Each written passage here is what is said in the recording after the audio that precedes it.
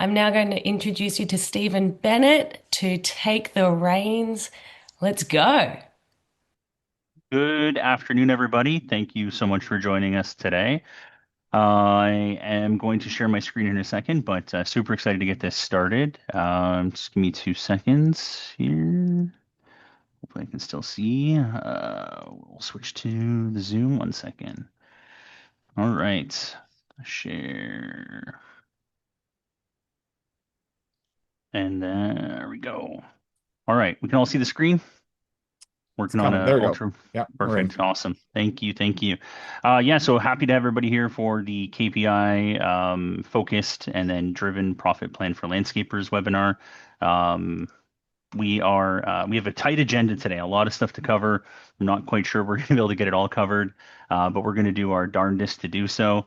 And so today's agenda, we're going to do some introductions really quickly. We're going to speak about who we are at LMN and Granum, who is or what is BTA, the importance of annual planning, how to essentially create a budget and why that's important, and then reviewing some successful KPIs that have made both BTA customers successful and Noe, who's joined us today as well, and then hopefully have some time for a Q&A towards the end.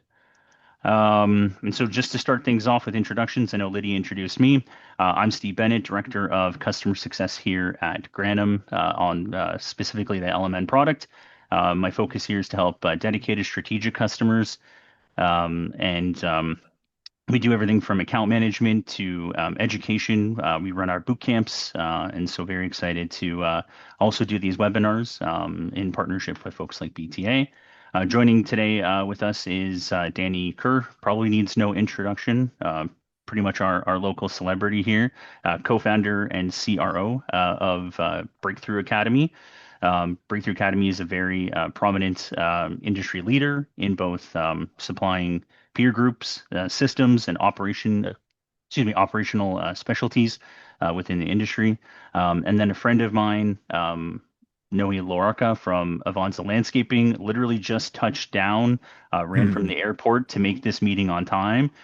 We were a little scared and wasn't sure if he was going to make it, but very fortunate to have you with us again today. So thank you. Um, and then, yeah, we'll get into Noe's history here with Avanza. 13 years, I think, in business, Noe, and you guys do tons of different services, yeah? Yeah, so we're based right outside Washington, D.C. So decent market. We do commercial landscaping, residential, but we're very commercial maintenance heavy. And we've had a lot of growth, especially since we started with LMN. So I love being here and being able to give back. So thank you. No, thank you. And then for those of you that don't know what Granum is or have ever heard of LMN, I would be shocked, but we are more than just a SaaS software. We are professionals in helping people plan, budget, and execute the work they do, from doing, marketing leads, budgeting and estimating, crew management, scheduling. We have a crew app that allows you to track payroll, and then invoicing and payments all the way through reporting, job costing, and analytics. And so it's great software, and we find ourselves to be invaluable partners in the industry. And then with BTA, I'll let Danny kind of explain what BTA is. Sure. We are the implementation of your system and so much more. Um, Period. period.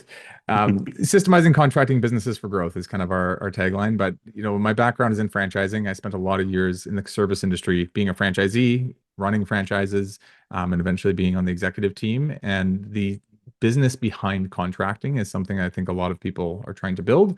And there is a pathway to do it. And we've spent the last 10 years working with about 2,000 companies at this point. And we've kind of seen like these are all the things you need. This is how your job descriptions need to look. This is how your budgets need to be set. This is how you set strategic plans. This is how you lead your team.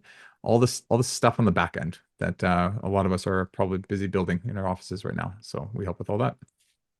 Yeah, and generally when we get to a point where our customer's like, hey, the software is really working for us, but we need some additional tools, resources, whether it's bookkeeping, et cetera, they always look to us, and we always direct them to BTA, a phenomenal company to partner with for sure. So thank you. And then obviously the why are we here today? Well, we're not just here to talk about LMN and Breakthrough Academy. We're here for you guys. We want to be able to help you plan whether you're using our software or not.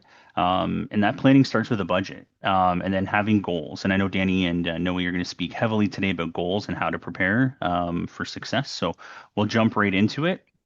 Um, we're not going to put this in the chats or the polls, but how many of us actually know our profit margin? Do we have a profit margin? And so just, maybe put your message here in chat. Yes, I actually know what my profit is. No, I have no idea. It's like throwing darts at a dartboard with a blindfold on. These are all good things to talk about. And if you don't have a plan, that's probably why you're here today, to learn from both Danny and Noe here. All right. So I know I can see the chat blowing up. Unfortunately, I can't look at it, but I, Danny, I mean, can you see some people saying I yes, get no? lots of yeses. Actually, I'm curious if you guys can tell me, what do you pay more attention to, your gross profit margin or your net profit margin? Just write gross or net. Noe, what about Lots of you? nets, both. I'd Lots say of both. both. Yeah, Both. for me, both. I mean, but I'll be honest with you. There's a time when if you would have asked me what our gross profit was, I would have had no idea. So I would have been like, well, what is that? So And that's that's because why I think it's important at some point you weren't systemized, right? You didn't have at all. stuff, paper and what napkins for bids and proposals. Yeah. I mean, verbally, I would tell somebody, didn't even write it down. So yeah, no, it makes a huge difference. Absolutely. And so, I mean, to talk about like a profit, I mean, industry average is 3%. But I mean, for those that said no in the chat, you're not alone. It's not uncommon that most people don't know what their profit needs to be, and they don't know how to find it. They just hope that they're charging enough to cover all of their expenses, and they get to the end of the year, whatever's left over is profit. But they're not, planning to pay themselves, and they just take whatever's left over from that profit. So most owners are not familiar enough with some of their key business metrics to create a plan and then to deliver on that profit. These are some examples, that I know Danny you're going to get into here in a second. Um, but these are some examples that customers don't ask themselves, right? What do I need to sell in order to make that profit? What do I need to be able to pay my best crew lead, so that he can do that work, he or she can do that work, to actually make that money. And if you hired an office admin today, how many more sales or how much more sales would you need to produce to maintain a healthy profit? Can I Um, comment on that, Stephen? yeah, There's just absolutely. one clarification I want to make for everyone. Make sure when you're calculating your net, you're including yourself as a cost within a role within the company. So some people will sit there and go, man, we're making like 20%, like we're great. Which can happen actually, but you also need to make sure, did you include yourself as a cost, as an operator of the business, as a GM, whatever that cost structure should look like? And it's the only thing that's going to tell you, like, are you actually profitable as an entity, or is it just you that's making money as accordance of you doing all this work for the company for free? Yeah, we definitely don't want to just have whatever's left over in terms of that net profit and then pull that owner salary out of that. We want to plan to pay ourselves for sure. Um, Great points and great clarification there. Um, all right. So, I mean, a lot of things are tough. I mean, we know that there's a lot on the mind of our customers and of all you folks out there. You need to find the right customers. You need to make sure that your pricing is competitive and that you're not overbidding. It's hard to find, but more importantly, it's hard to keep staff, keep them motivated. And then most owner operators are wearing multiple hats. You are maybe even out in the field doing the work yourself. And then tracking overhead costs for most people is not straightforward. And so that's why you have to have systems and processes in place. And then, Danny, I know that, again, there were some questions that we were going to ask here. I unfortunately can't see some of the speaker notes. So if there are some questions here you want to elaborate on them, please make sure that we just stop there. Um, but all good there. And then when we talk about planning, there's many versions of what this planning cycle looks like. You can find it if you Google it. But I mean, the idea here is that you need to have a goal. What is my goal for this year?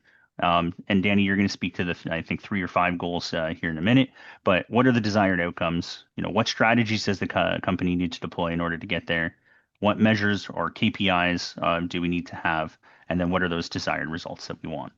And so I know at BTA, when we were speaking many times, you've said that you guys educate on 3, 5, and maybe 10-year plans. And I'll go to the next screen here, but maybe you want to elaborate on that. Sure. So the interesting thing, and I'm counterintuitive here, but I don't encourage members to go build for the business anyways, a 10-year Cool. solid plan. Well, that's okay. I would have a personal 10-year plan of where you see yourself personally and how the business will serve you. I do recommend though a 3 to 5 year plan. So the first step is to build that out. We'll give you guys this today, but it's a 1 page strategic plan that helps you do this. If you've never used this before or you're not sure how to build a strategic plan, this is a very simple rudimentary process that'll get your brain thinking in the right areas. So it starts with like, why are we doing what we're doing? Where do we want to be in 3 years? What are the values that are going to carry us there? Then it breaks it down to annual, right? What are we doing this year, both numerically, so the numbers we want to hit, and also the implementation items or the projects we need to build into the company. And then we take that all the way down to quarterly. And what's important is like once you've got this structured out, and I would take a couple days or maybe even a couple weekends to think through this, you actually start to build it out into the company. So if you go to the next slide, Stephen, you take the numbers, especially for the next fiscal year, and you start to build the dashboard. So we'll talk a bit about KPIs today, but these are just some of the KPIs we measure with our members. It's largely focused on the financial side, the sales side, and actually at the bottom, there's a few things on the production side, and making sure that we have clarity on goal versus actual. Because the one thing I've noticed with most of us in the industry, it's like we know at best we kind of know where we're at, but we don't really know where we're supposed to be. And if we don't know where we're supposed to be along the way, each week, each month, each quarter, it's hard to really determine what's ahead or what's behind, where we should gauge our energy. So a simple dashboard that can be built, and again, this is something we use with our members, helps really take these strategic plan goals and make them pretty real day in and day out. And then from there, if you go to the next slide, we take these goals and we want to bring them down to individual roles, right? So we're not just setting targets with somebody or giving them a bonus structure on what feels good. We're using the strategic plan to dictate the overall targets. We're using the dashboard to tell us where we're at. And then we're bringing those target goals down to individual roles. Usually things for each individual, it's something based on quality, volume, and profit that they can be in charge of, that they have direct ability to make change on or impact. And so that kind of then leads us to a chance to not only just do this ourselves, where we're like trying to manage this plan for the company, but we can do it with our team. And there's a final step to this. This is a whole class I teach on this, but it's fine. It's a final step on this, which is if you go to the next slide, which is just holding your team now accountable to those goals as well, right? So you've established where you want to go long term. You've established what matters this year. You've started to think through the numbers and the KPIs and what can be measured on a dashboard. You bring that down to the org structure so everyone has a number.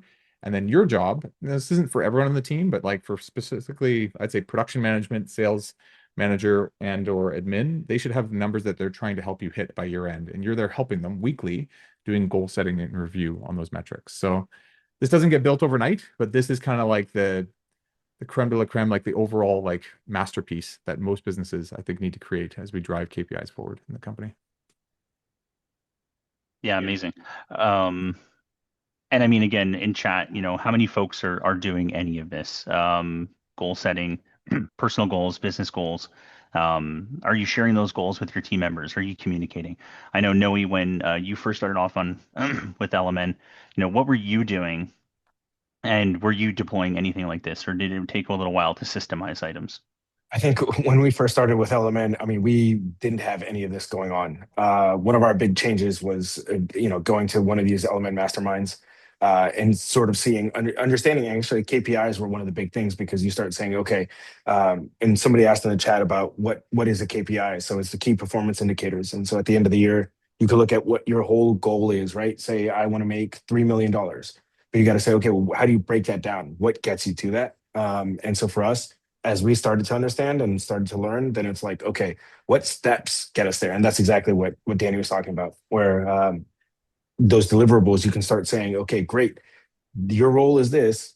How can I measure your success, right? And the accountability part of it is that we both understand that. So we're on the same page. So you don't have there's no misunderstanding about, are you doing what I expect you to do versus you thought that was success. The more we can be on the same page, and that's probably been our biggest difference, is making sure everybody's on the same page for every single step. Yeah, alignment for sure. And I love the way that the phone image here breaks it out. It's showing, based on our sales goal, you need to have this many leads per week. You need to actually create this many estimates. You need to sell this many. And so systemizing everything and having alignment from ownership down to sales to crew leads is critical for sure. All right, and then kind of where my specialty comes in is obviously not on the coaching aspect. I'll definitely leave that to Danny, but is on the budgeting portion and the LMN portion of this session today. And so if you're not budgeting, what is a budget? Well, a budget is defining, your annual business plan, deciding what the forecasted revenue is, measuring that up against what your expected sales costs, and then obviously determining what the net profit is, all that is left over. That's your plan for profit. And over the next couple of slides, I'm going to show you how you would do that in LMN. Even if you're not using a tool like LMN, you can still create a budget. And we've obviously talked about why that's important so far today. And so budgets inform almost every single decision you make from top down. How do you price your jobs? Are they profitable? How can I plan to hire better talent? How can I plan to actually pay my staff more, mid-year? Or if I need to give somebody a raise to keep them. How can I be profitable by division? We don't want just maintenance carrying our irrigation work if irrigation's not being profitable. So you need to know that. And then how do you plan to grow the business over the 3 to 5 years, like Danny had indicated earlier? And so the value obviously is budgeting helps you learn about your business, and it makes all the decisions you make confident, and it allows you to be profitable. That's what our tool does. We can't create a budget in Element that's not creating at least a 1% net profit. And so you want to plan your expenses and costs. So you plan what you expect to spend on wages, equipment, materials, subcontracting, and then overhead costs get taken into consideration as well, all while building out your proposals. You set your targets, so you set your divisional and your overall company sales goals within the software. And then that ensures that we have a proper overhead recovery system in place. We ensure that everything is bid out with that profit in mind and taking all of those unforeseen costs that your customers can't pay for into consideration during that planning process. All right. And then in terms of the actual budget, just to go through it again a little bit more in depth here. So we have a sales budget in LMN. This is a forecast of all revenue coming into the business across all of the different services and divisions, including cash sales. I know some people don't like to factor that in. It's like money under the table, but it's important to factor that into all consideration, and making sure that it's factored into your budget. So we have a breakdown here of design, build, maintenance, and snow. And then at the end of everything, we have a profit margin in goal, a goal in mind, right? So if like our desired profit is to get to 10%, once we fill out all of these categories, we'll see what's kind of left over. And then we have to decide, how to pivot to get to that goal. And so I'm just going to go to the next screen here. I know, Danny, you wanted to share how a budget was done in BTA as well. So this is not the budget, but this is the sales plan that drives the revenue target. Yes. So you can see in this example, this is for a $4.8 million sales plan. You can do this by department, by division, like you said, design, maintenance, snow. And I actually recommend that because you'll notice some, projects are $500,000, some projects are $500. So having it split up in that way really helps. And understanding what the difference, what we call average job size is by department is really important. So you can see in this example, the average job size is 17,000, I think 500 I've got in there. So that's, I think, a critical number to know that I think some people miss on. But when you know your average job size, you can figure out how many jobs you need to book to hit that much revenue, right? Because you just go total revenue divided by average job size. And then you go, okay, so if I need to book that much revenue, how many quotes do I need to do to book that much revenue? So then you divide that number by your sales ratio. And the sales ratio is the total amount of quotes you do divided by the total amount of jobs you land. Some people know this really well. Actually, let me know in the chat how many of you know your sales ratio. I'd imagine a lot of you do, but it's something to track. And when you start to look at it, you start to see, okay, on average, if I do 10 quotes and I book 4 sales, I've got a 40% sales ratio. Now you can tell how many quotes you need to give. You then can take it deeper and go, okay, well, how many leads do I need to generate? Now, this is a number that not a lot of people track, which is understanding your lead conversion ratio. How many leads did you generate to be able to do 1 quote? Did you have to generate, 40 leads to get 30 quotes done? Cool. Then you can divide them to each other and figure out what your ratio is, your lead to estimate ratio. And what it allows you to do is completely reverse engineer the actual lead estimates, jobs, and dollars requirement to hit revenue for that department. And it's just a math formula. This is a sheet we use with all of our members, and it really helps people break it all down. It builds it out by week, actually, which is nice. You can see week in, week out where you're at. And then if you want to get real fancy, something we put in our charts, you see the little orange 5%, 10% below.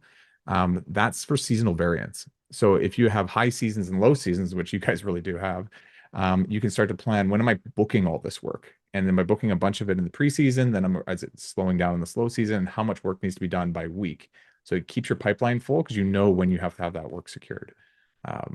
So yeah, this is kind of like what we use every day. And this, but actually, since I was 18 years old, I've used something like this, and it brings a lot of clarity to not just like having a number to hit in revenue, but how we actually get there in the sales plan.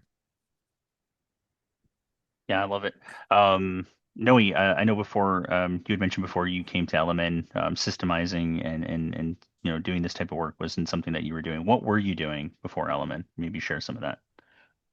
Nothing at the end of the year. I was submitting to my accountant and saying, "Hey, do I have to pay or not?" Right? Like it was very basic. You was talking about the sales thing, and I think that's great. One thing I have to mention with the budget, and I believe you'll get into it, but it's also when you start saying, "Okay, great, how much do I have to sell in terms of actually producing work?" Right? And we'll get into the ratio or the numbers, but when we look at the percentage of like net profit and whatnot, that's one of the biggest things that I do now is I look at, okay, great, with the number of staff that we have, what's going to be our percentage? And then you say, okay, great, we have to now sell more to make it make sense.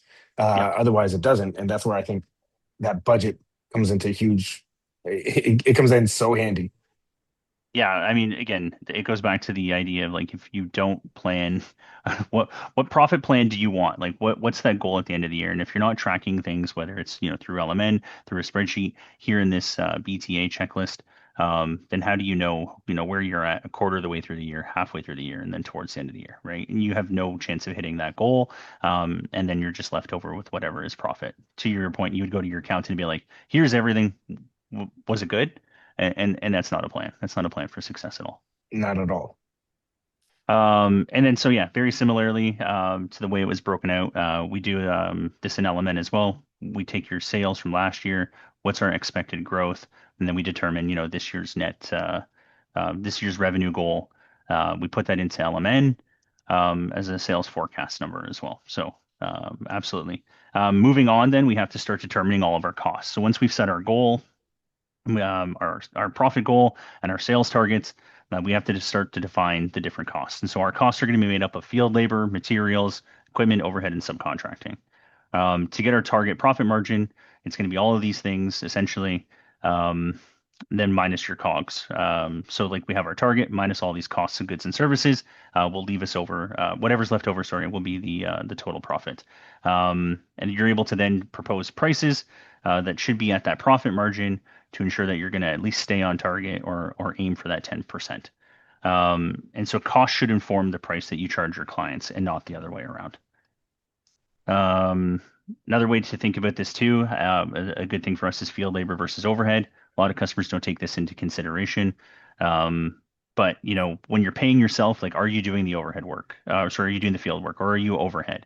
You can't charge a client on a bid or a proposal for your bookkeeper, your accountant, your BTA membership, your LMN subscription. And so it's really important to even understand that at the labor level, estimated equals field labor, non-estimated equals overhead. Right? We can't add our accountant to our bids or proposals, unfortunately. This is critical. A lot of people make this mistake, and you're not alone when that's the case. And then when we get to equipment, why do we budget equipment? Well, we have to understand what a fair cost to recover that equipment and the expense and the depreciation of that equipment is, right? We have to put ourselves into a situation to be able to replace a mower that breaks, or somebody who might have an accident with a piece of equipment. Accidents happen; they're a natural part of your job. There is no way to avoid them, and if you don't budget for that, then you just siphon that money from your profit at the end of the year, right? And so we have to take that into consideration. Go ahead, Danny.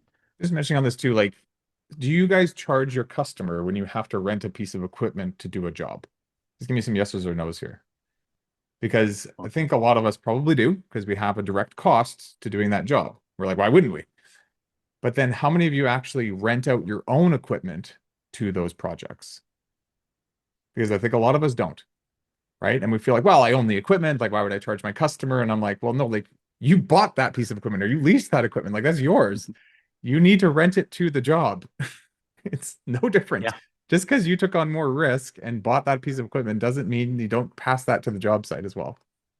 Yeah, I love that way of thinking. Yeah, great way to frame it as well. A lot of people don't do that. A lot of people do the same thing with long-term rentals, right? They like, oh, I'm renting it for a long time. The place is giving me a discount, but I mean, you should still be factoring that into your bids and proposals for sure. Yeah. And so, yeah, so most contractors don't know how to plan for the replacement. Are you charging enough to recover the eventual replacement of that piece of equipment? How would you go about adding another truck, or adding another crew, if you're not planning to do that?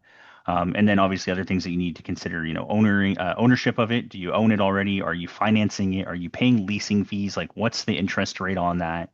Um, how long is that lease for? Is there a buyout at the end of the lease? If you're not factoring all of those things in and putting those into your plan to charge your clients, in effect, you're losing money, on those items, and you're just not aware of it at the time. And so you have to plan for all of that stuff.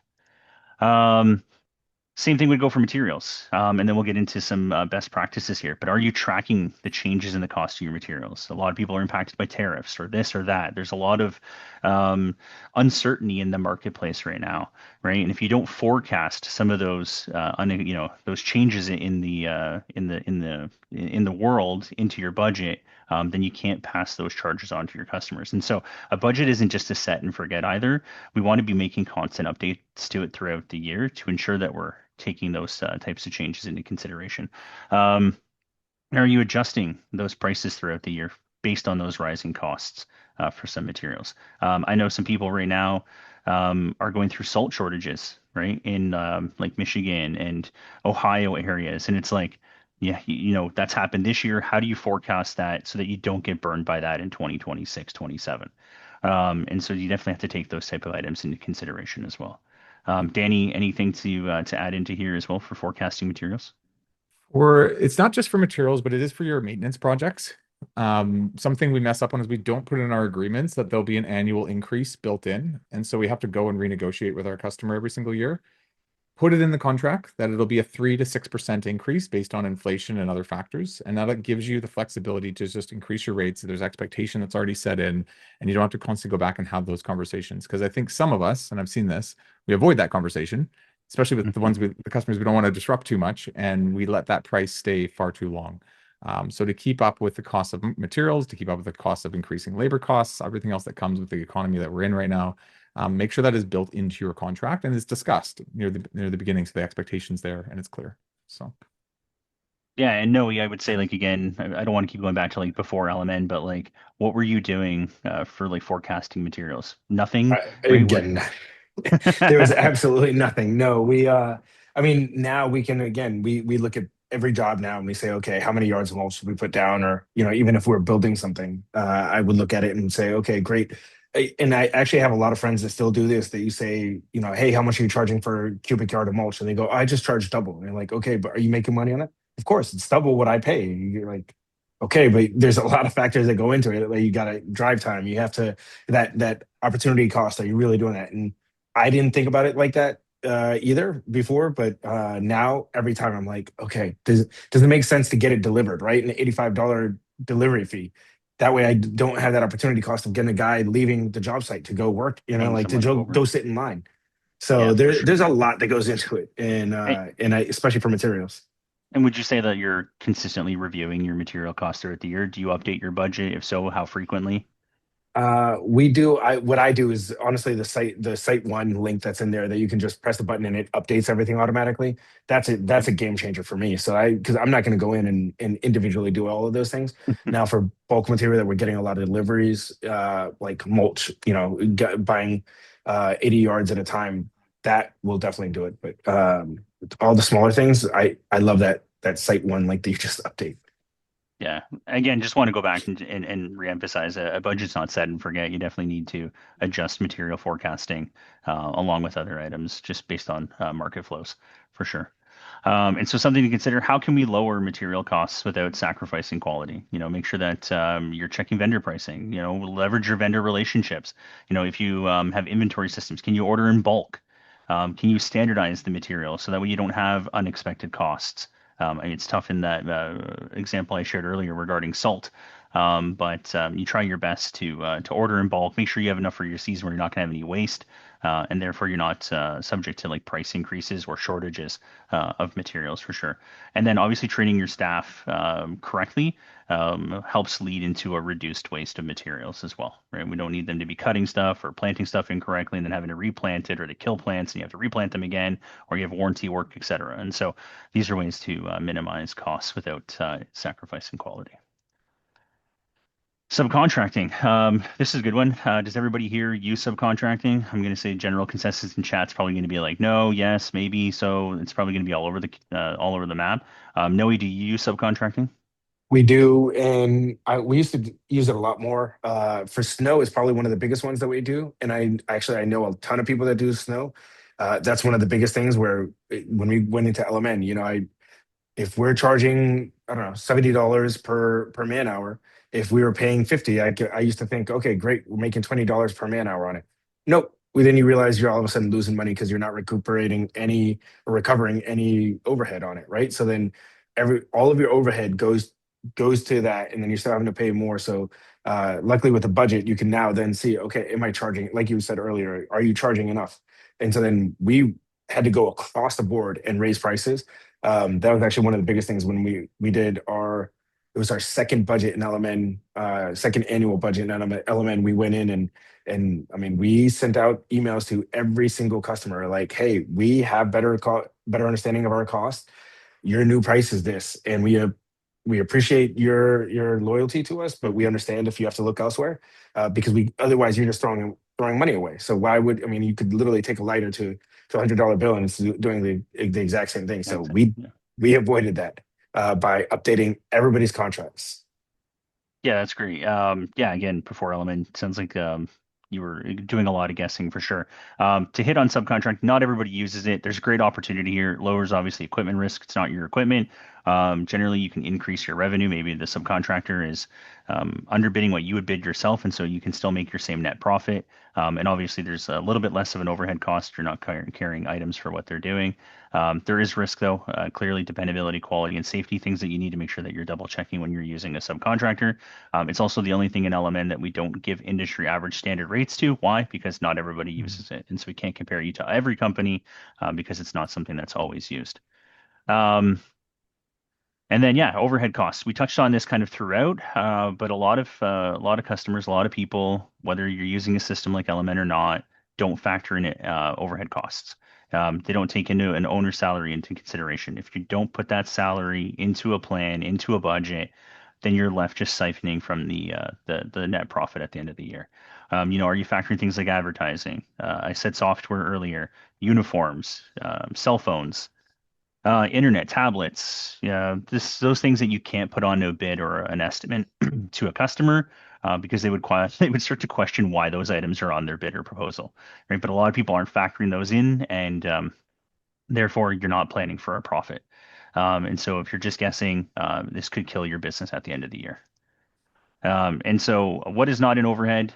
Field labor, wages, equipment costs, equipment rental costs, material costs, subcontractor costs, right? So I think we made it pretty clear today what is an overhead cost, and what is a natural cost to do the business and to bid that work. Um, and then I know, Danny, you wanted to share some examples here within BTA as well. Yeah, it's just a really simple breakdown. I actually had to cut out some of the overhead line items because there was too many to show on the screen, but you get the idea. Like this is what it should look like in the end, right? You've got your revenue broken up by different streams. So that could be commercial, maintenance, residential, all whatever major streams that you do, snow, so on. You're then looking at your variable expenses, the things that are directly billable to the customer, just like we've talked about. And then you've got your overhead. A couple of things that are important in this is that you're not just looking at how much money you're planning to spend, you're looking at what percentage of that money is of the revenue, right? So you can see staff labor is at 12%, subs are at 19.5, materials at 13. These percents matter more than the number. Because like Noe said earlier, like I might have to go for 5 million, not 4.8, because I want to add a certain role to my company. And when I add that role, suddenly I got to do a bit more revenue to pay for it. But the percentage of labor should still stay the same, right? And it's these 1% that make or break the game for you. If you ever wonder why some companies are making 3% and others are making 15 or 20%, it's that they know how to play these 1% games. 1% saved on the, actually, how many of you right now probably are losing 1 to even 5% just on mismanagement of your labor right now, your teams. You're just seeing overages happening. You're paying for time that should be paid for. It's not being tracked properly. It's like that's if that's up to 5% and you're making, 5% right now, that's doubling your profit. Right? And then there's all the other things that come along the way with materials and overhead and all that stuff. So just know that it's like it's more important to focus on the percent of how much it is of revenue and what you'll actually do differently to change those things. Like what strategies do we have to put in place to have this come down by 2% next year? Chances are you kind of have them in your head, but it's time to probably write those out as you change this stuff in the budget. And the last thing, just with the fixed expenses or overhead, do not see this as like money you're spending that's wasted. See this as energy and opportunity. Um, a business, money in a business is very different than money in a personal. Your personal money is maybe budgeted for to save and to be able to invest long term and to have a good mortgage and pay, be steady.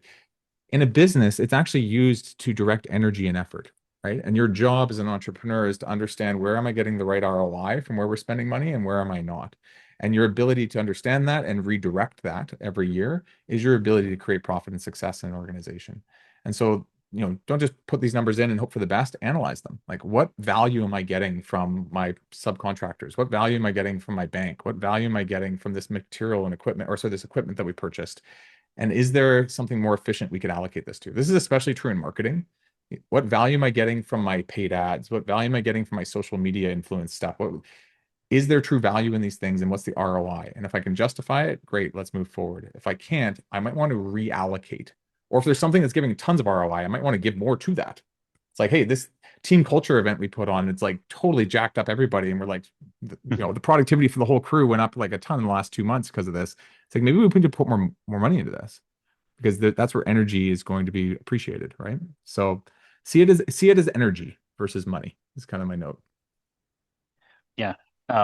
Great point. And I love seeing this version of a budget here. Again, I didn't take a screenshot of Element today. The budget is a little bit more in I would say in depth in Element. There's specific pages for everything. This is a great summary view of it for sure. And I know that we've spoken many times as well, Danny, about our collaboration. We systemize.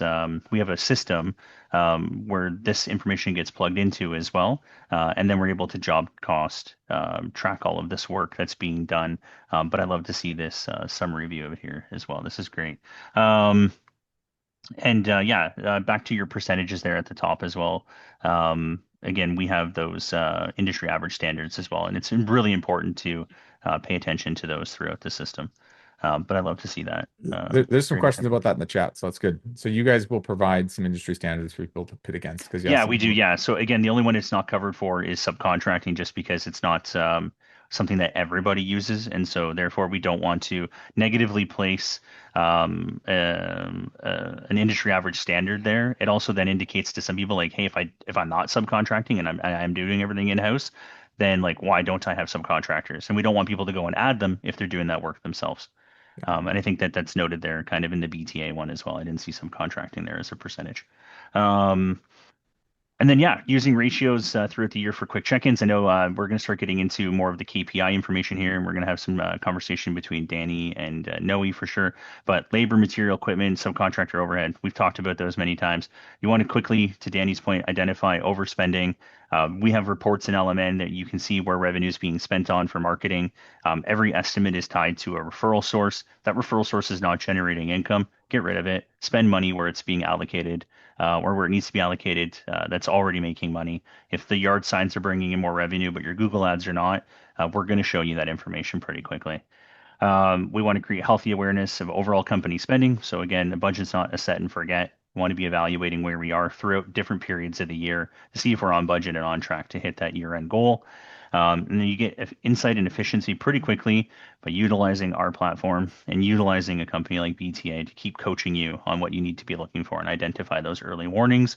Um, and then it allows you to having all of this and these check-ins allows more time to invest into other pieces of your business because you're not trying to figure this out or guess kind of your way through stuff.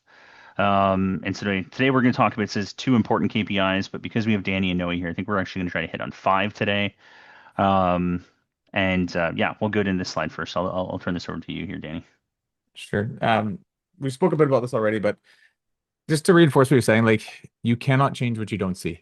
And I watch a lot of us as owners, especially when we start the business or we're in the first few years of business and we have yet to dial all this in, we really react on our guts. And our gut often is right because we're close to everything. We're close to our customer, we're close to our jobs, we're close to the projects and the people. And as the business gets bigger, and for a lot of you, that's, in this $1 to $2 million range, things start to climb beyond just your gut that can make good calls. So I've always just been a big proponent of look at the data, understand what it's telling you, take your time to understand it. It does take a bit of space and time to do. See what picture's forming, and then turn to your gut. And there's a difference in, uninformed risk versus informed risk. And when I watch entrepreneurs climb up from 2 to 10 million over 5 years, the ones who really understood their numbers along the way are profitable, they're steady, doesn't come without their own crazy headaches. It's still running a business, but like there's clarity in what's actually going on and where to apply your own energy and effort and problem solving skills. But if you're still relying on gut as your primary source and you're getting bigger, chances are you're going to mess some stuff up. And I've seen this in big ways. I've seen guys that get $1 million worth of debt at the end of the year when they thought they were profitable, they're living off deposits. I've seen people hire really expensive roles thinking they're going to take care of it for me and realize that that role didn't track any of this properly and didn't really give them the right insight. It is your responsibility as an owner to understand this stuff. And I know some of you are numbers people and some of you aren't. I really encourage you to not delegate this out and don't avoid this. Lean into this, and this will become your ability to mastermind the entire organization over time. Yeah. That's great. And I love the extra 1%. I love the thought process too, like 1% from here, 1% from there, 5% there, and then there's 7% back to your business at the end of the year. So tracking all of this makes absolute sense. And then I know that we wanted to talk about sales versus estimating. Noe, you were pretty strongly opinionated about this the last time we did this about a month ago. And so how do you leverage, the sales forecast versus your actual sales to date data? Well, so I personally always go a little bit higher when I'm trying to forecast what we're going to do. And it's because I know, well, the other thing is I've got to get myself out of sales, to be honest with you. But a large part of it is as an owner, we look at it and we say, okay, can we want to get the business. So we're more willing to bring that number down, and we shouldn't. I saw somebody in the chat posted like, whatever your number is, stick to it, because otherwise you're just shooting yourself out of money. And that's super important. I mean, we do it all the time where, especially for commercial, we say that percentage is a little bit lower, but then we know we're going to make it a little bit more on other things. And so when we look at when we're tracking it, you got to say, okay, this is how much money you have to be bringing in per month, or this is to get that. And it's exactly what Danny was saying is you're building things back up almost backwards, where you say, okay, this is what we want to be at. How do we get there? And so for me, it ends up being, if this is our close ratio for however many estimates that we put out, how many, and this is the number that we want. So we build it backwards and say, what do we need to Pipeline. estimate, right? Yep. So we go backwards on it. And so then once you have an idea, if you say, hey, your numbers aren't there, well, guess what? Looks like you also haven't estimated enough. You haven't submitted enough proposals. What else can you do to try and get that revenue up? Well, start submitting more proposals. And that's where I think you just see how hungry people can be. But also, again, if you have a salesperson, you're able to hold them accountable. Again, making sure you're on the same page. What does good or what does successful look like? They may think like, hey, I'm dealing with the customers. I've been emailing them. I've been following up. I did this. And you say, but okay, but were you doing this? You're supposed to have, again, we do a lot of commercial maintenance. So you're supposed to have 30 meetings a week with property managers. Are you hitting that goal? And so then you look at, that's where you keep breaking out those things that get you to that sales and estimating portion. Yeah, and Danny, anything to add on to that one? Well, you show the visual of what we're talking about. It's what I showed earlier, but this is the Yep. actuals versus goal view. So you're starting to look at every week, what are we hitting versus what we actually are achieving. With salespeople, I always look at this as like, is this an effort problem or is this a skill problem? And how I identify it is if the numbers are down, like we're not getting enough leads or we're not doing enough estimates, right? That's an effort problem. But if our sales ratio is down, or our lead to estimate ratio is down, or even actually sometimes our average job size is down, that's usually a skill problem. They're not able to sell effectively and move people forward through the funnel. So when you look at this, I always look at like the numbers themselves. I'm like, are we ahead or behind? Cool. If you're not putting enough effort in, it's the numbers are behind. If you're not able to convert through, it's the skill is behind. And then I'll, as a coach, move into either like working through motivations factors or working into skill development and field visits. So yeah, just some thoughts on it. And this is what the pipeline starts to look like when it's built out. And it's just an example I threw up there, but it just shows week to week to week. We're just always on it and we're seeing it. And this helps us see, you know, are we going to create an air bubble in our production schedule and by when if we're a little behind? One other thing, actually, I'll say, how many of you, maybe in the chat, how many of you guys operated in 2008? Because it was an interesting shift in the market and it happened, you know, without all of us probably made plans in January. And by the time September hit, it was like something's got changed. So I remember doing this exercise, and I remember at the time my average job size had to go down, my sales ratio had to go down, but it reinforced for me what that required for lead flow. And then I had to go look at my lead sources and decide what we're gonna do to almost double our lead flow actually to hit the same amount of revenue. But seeing this a year in advance gave me the ability to work on these strategies versus just create a bubble in my pipeline. So if you know these levers and you can pull them up and down, it's not perfect, but I will say like you have the ability to create predictable revenue. If you don't, and outside factors shift, people's skill, sales guy quits, you're unfortunately subject to reacting. And this gives you a lot of foresight to be very proactive in like how you approach filling your pipeline properly. Yeah. And then, I would just say again, from the LMN perspective here, what we're doing is we're helping you create the bids. We're helping you ensure those bids are profitable. And then we have analytics pages that showcase where a salesperson is at. And you can use those metrics to plug into something here with the BTA coaches to bring it all home and to understand if you're on the trajectory to hit your goal or not. And so I'd love to see these two in tandem for sure. Another big one that came up the last time we spoke to was using revenue per labor hour. And so total sales year to date divided by the total hours worked year to date gives us this information. We have many dashboards.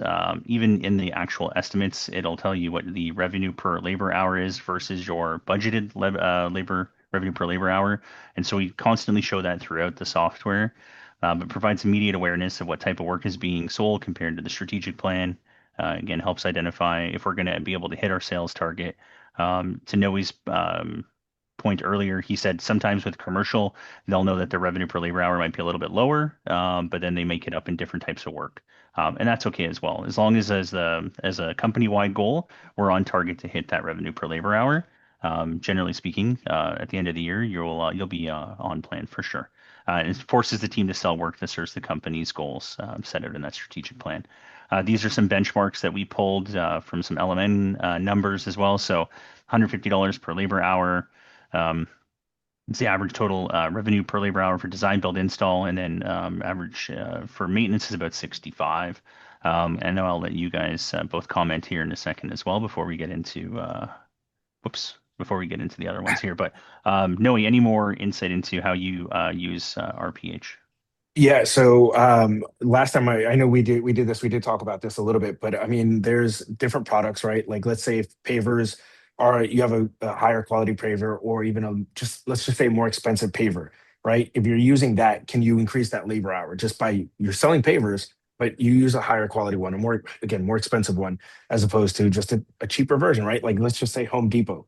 You know, I know they sell pavers and their pavers are cheaper. Is that going to help increase my labor hour or not? And so then that's where when you're doing design build, sometimes using higher quality or more expensive material, I mean, increases that labor hour, and so you're able to produce more within that same amount of times. So I don't see why we try to cheap out. I used to do all of this. I used to go in and be like, let me see how cheap I can get it for you, right? Like I want to be that guy. That's not it. I mean, we were always struggling to pay our folks at the end for doing amazing work. But so now it's more like, look, I really think this is going to do better for you. And then guess what? We have generally companies that will back their product. And again, we are able to pay our guys a better wage because we have that higher labor hour. Yeah, love it. Danny, I know we've got 10 minutes technically left. We may go a little bit over, but anything to add on to revenue per labor hour? I wanted to challenge it and give one better. Oh yeah, sure, go for it. It. It requires a little bit of work though. So for those who are ready for it, just go to slide 47. I'll show you. This is a really hard to see example, but I'll do my best to describe this. So just quick in the chat, how many of you are doing job costing right now? So for every job that's complete, you're putting in the revenue, the variable expenses that you spent on it, and you can see how much gross profit you've made by job. Lots of yeses.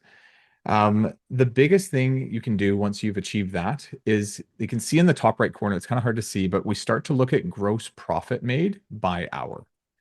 And so what Noe was just talking about with selling a more expensive paver, if we're upselling that paver properly, we will see a higher gross profit per hour. But that's the final truth of like how efficient we're actually being. Because I can do a lot more revenue per hour, but do it very unprofitably because I didn't upsell that more expensive paver and I gave it to them at cost because I felt bad or whatever, right? But like as soon as I realize I'm upselling this more expensive paver at a 20 or 30% margin and I'm able to make more gross profit for that more expensive paver, now we're talking, right? And so start to look at things. If you're doing job costing, the next stage, start to look at things as gross profit per hour. And you can see it by project, you can see it by crew, you can see it by, individual, and start to really understand where money is actually being made. We've got this, you can see it up above, but we've got it separated by revenue stream. So you can start to see, okay, what revenue streams are truly making me the best amount of money for every hour that somebody's working on a site. So just another just like deeper way to look at the same idea. Yeah, absolutely. And yeah, and we do talk about gross profit as a KPI as well. I love the graph. Again, in every estimate built in LMN, it shows you your GP for each one as well. And so if you're trying to hit like a 50% GP on projects, we want to make sure that we're there right alongside with you for sure. Um, Can I touch and base then, real quick on gross yeah, profit, if you yeah, don't for mind? So sure. so I do love the gross profit per hour, and the crazy thing is that when we share with our teams, that's one of our biggest KPIs for us because it's the one that they can most directly affect, right? So when we look at Yep. net profit, the guys, our field teams can't control anything with overhead. They're not going to control how much your insurance is. They're not going to control, what how much your marketing is. But gross profit, that's directly tied to how efficient they are. How, what were they able to do it a little bit faster, or did they save time by getting staging material in a different place, right? So gross profits, one of the things that your team can get most engaged with, right? So I think that's got to be one of the most important KPIs. And please correct me if I'm wrong, but it's been key for us for getting our guys to be more involved. Again, that accountability piece. Yeah, I love it, and that's why we have the crew app on our side. Knowing I know that your guys use it, but making sure that all the information's captured there. Whether it's staging materials, where to pile the snow, trying to be the most efficient on a job site, so that we're reducing those wasted items, and therefore giving back time to the project, coming in ahead on job costing, and driving up that gross profit for sure. And all that stuff is tracked through job costing. To Danny's point, if you're job costing, this just takes it to another level. We have that through job costing and then analytics built into the software as well. Um, all right. And then linking some KPIs with strategies. And so there's no better way to hold all of us accountable than by using the data. But what's your plan to access this data? So you want to track that progress to your goals and systematically. So across everybody, whether it's salespeople, checking with ops managers, checking with crews, measuring crew efficiency, know which jobs are making money, which divisions are making money, and which crews are not, which crews are being inefficient so that you can train them to be better. Or, unfortunately, if you have to part ways with somebody, then so be it. If you can't train out of it, understand which clients are making you money, and then leverage those. Maybe there's a specific geography in town where you can sell your business, your work for more money, right? There's different neighborhoods, and you can sell better in different neighborhoods. And so, understanding which clients and which areas make money will allow you to push that profit. And then get real-time insights into daily. Daily is important, not just weekly. Daily, weekly, monthly, and year-to-date performance through sales, job costing, analytics, crew efficiency scoring, understanding unbillable time, etc., are all key metrics that we should be pulling for sure. And I know that we wanted to leave about 15 minutes of Q&A. We've got 5 minutes left. Was there anything in the chat that we wanted to bring up and answer? I'm just looking as we go. I know What? that so we're likely collecting everything in a Q&A, and our hope is to get back to everybody if they had specific questions. I know there are some people here who are on LMN, maybe have questions. There may be questions about how they can get in contact with BTA or in contact with LMN. I'm sure we're trying to answer those in chat, but is there anything that stood out? There was one on just like what changes do you need to make to get the revenue per hour down, which I think you actually want it to go up, or gross profit per hour, I would say up, right? So, I mean, Noah, you do this every day, give a good example, but what are some strategies you've done or seen to help with this?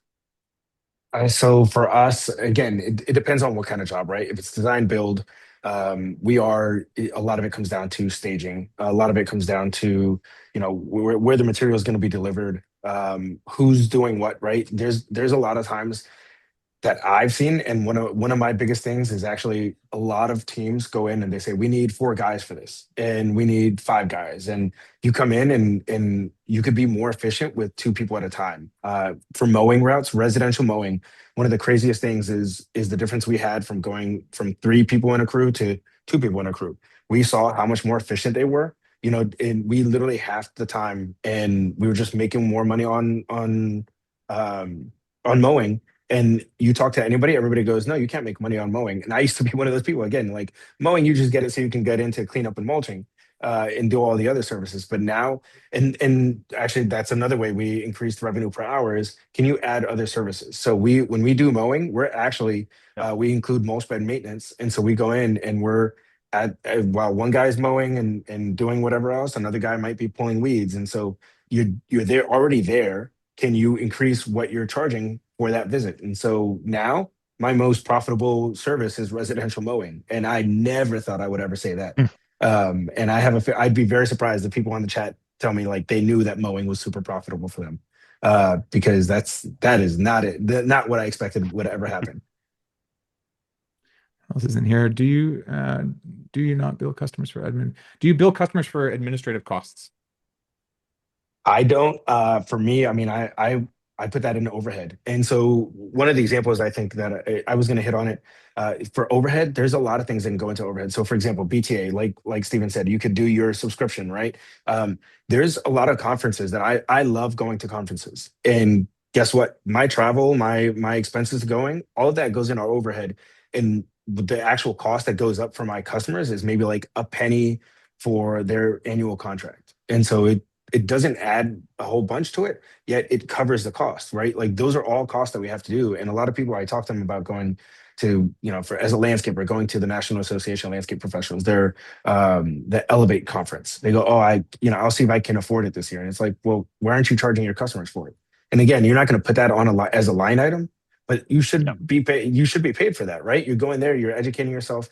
A lot of certifications. There's a whole lot of classes that people could be taking, that they're worried about where am I going to pay out of it for, or where I'm going to pay for it, or how am I going to pay for it. And uh, again, that should all be coming from your cost, right? All from what you make, and it shouldn't just be out of gross profit, or sorry, out of net profit. It should be part of like your overhead, right? You're trying to get your people better and whatnot. So um, Yeah.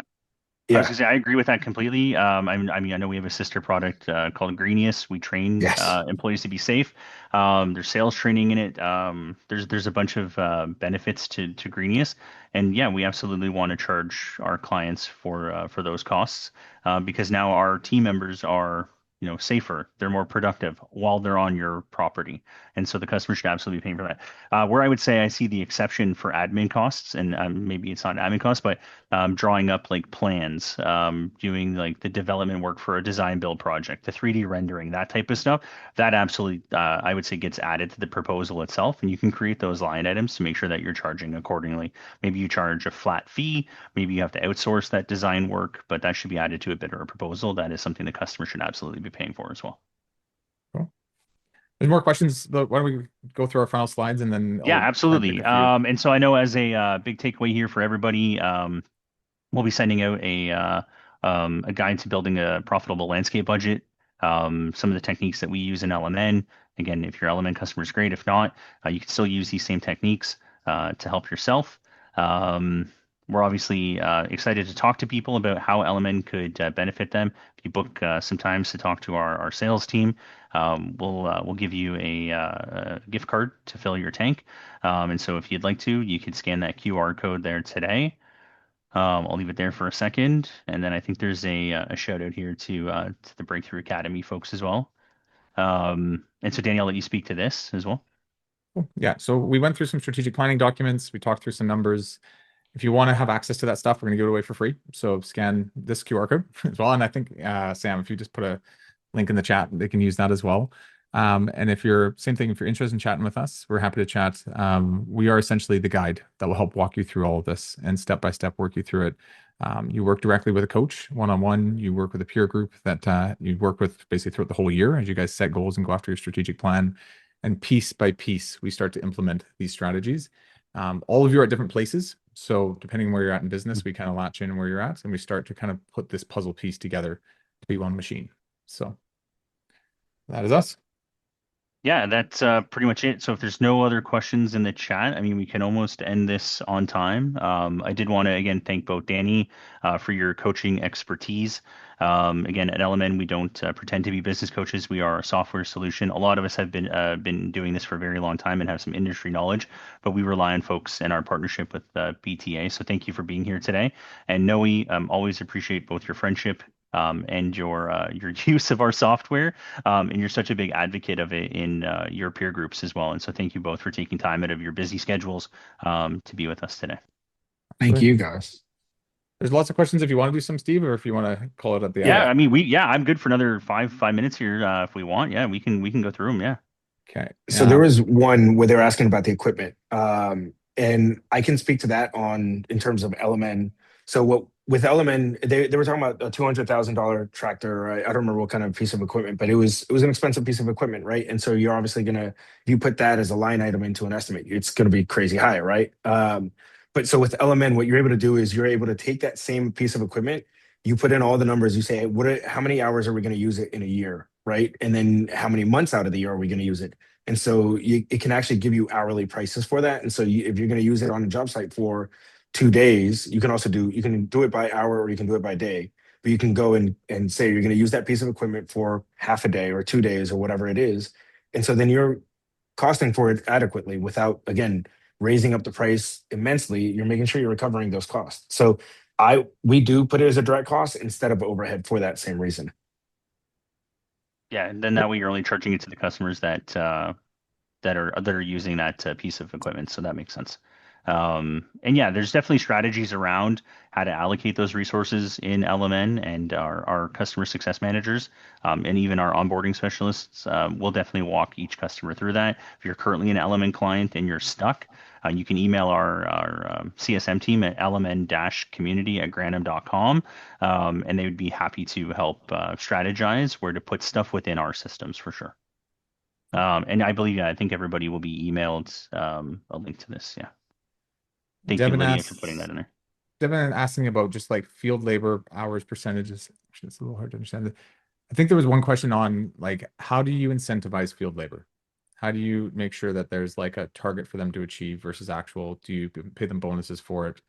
Certainly have some thoughts on this. No, you can probably go into this as well.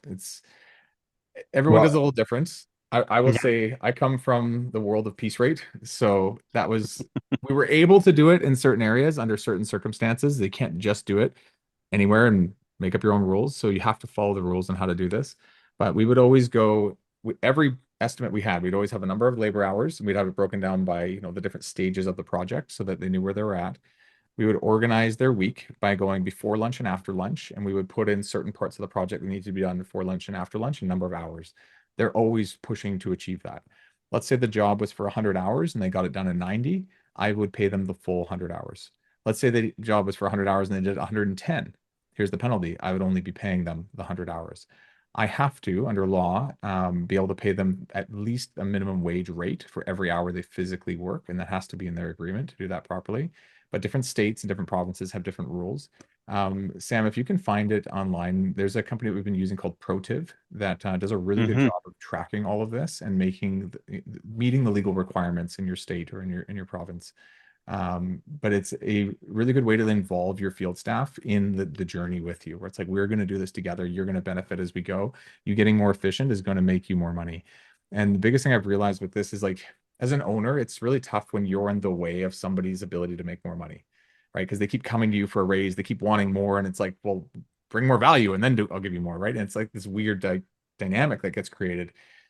This allows you to step out of the way of that and say, hey, you have the ability to make whatever you would like on your ability to hit hours, beat hours, and your efficiencies and how you do things. And it really puts the buck back on them and aligns you and the organization under one goal.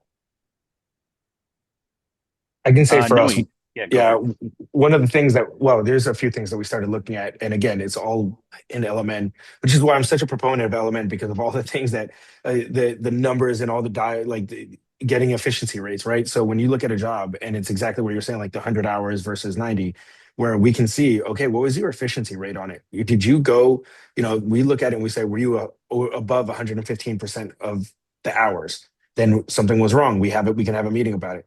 Now, if it was 80%, now did we miss something? Is there a likelihood that maybe we didn't do the quality that we provide the quality that we should have? And then the other side of it is also our utilization rate of those hours that you get paid in the entire week. How much of it was shop time? How much time was it preparing and loading up? And did you have to come back to the shop? And so we try to make it an average and look at their average and say, okay, were you able to beat this? And so we have our how many hours they were in shop time or drive time, which they can't do much about drive time, but shop time they can definitely do it. And then the other is the efficiency rate. So it all again all of that ties back into that gross profit, and those three KPIs are the ones that we use for our teams.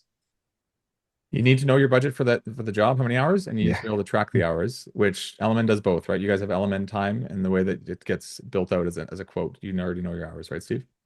Yeah, 100%. And then I was just going to say, no, I don't even know if you've seen this yet. This dashboard is still feature flagged and technically in beta, so probably getting in trouble for showing this here. But um, this is a, crew efficiency dashboard, and so 100%, Noe, this is that information that's shared in the crew device itself. So it shows the crews if they finish, they clock out of the job. It's telling them, hey, where is my score today versus what my boss told me I needed to finish this job for today.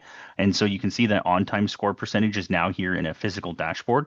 And so you can actually create dashboards in LMN based on the crew leads, and your ops managers can be having meetings with them to talk about, are you finishing the job on time? Are you having warranty work that needs to be done? And if so, like that's not good, right? We don't want you just to rush to get the job done, but we want it done and done properly so that we don't have to send somebody back to fix your mistakes.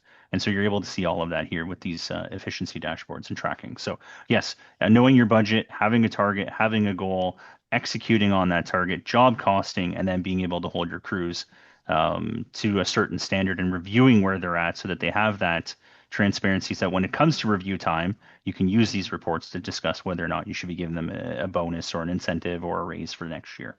I So love it. 100%. Yeah. Yeah, I knew you were going to get excited when I showed this dashboard today. I'll make sure that it's enabled on your account by end of week. Thank you. Okay. There's No. probably some more questions in the chat. I've kind of lost some of them, but is there anything else you guys want to say or? No, I think again, hopefully some of these were put into Q&A. We would love to get back to them. If you're a current member of LMN, please reach out to that LMN-community or myself. My email is steve.bennett. So Lydia, if you want to maybe drop my email in the chat as well, happy to take any individual messages as well. But steve.bennett@granum.com. And would love to chat with anybody who's either considering or a current member. Maybe you're stuck, maybe you need help, maybe you need a budget review. Our team's definitely here to help. And Danny, I'll let you have one final say as well. And Yeah, I think we are all in business. I'm in business. I'm a business owner. This journey is crazy. It's kind of wild, and there's so much for us to learn along the way. I think as you go on the journey from being a really good landscaper to a really good business owner, we help with that path. So if you're at the stage, most of our clients are between 1 and 10 million, and if you're on that kind of path where you're trying to figure out how do we systemize this thing for growth properly and step away and have a bit more of like space to run the company, not just be run by it, this is our world. So a lot of stuff we talked about and a whole lot more we start to structure it out. And Sam, I'll let you put that link in one more time. But if you want to chat with us, click on that link. And if you just want to get the resources too from what we talked about, that's totally fine. You can grab those as well from that link. So absolutely. And no, I don't want to speak for you, but people can find you on LinkedIn if they want to connect, chat, Yep. talk more about peer groups, why they're advantageous, and maybe just pick your brain as well. Yeah, no, absolutely happy to do so. I would love it. Awesome.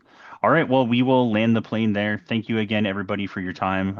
It's doesn't go unrecognized that this is a commitment. So thank you for taking time out of your afternoons to be with us today. Thank you, awesome. Thank guys. you guys. All right, guys.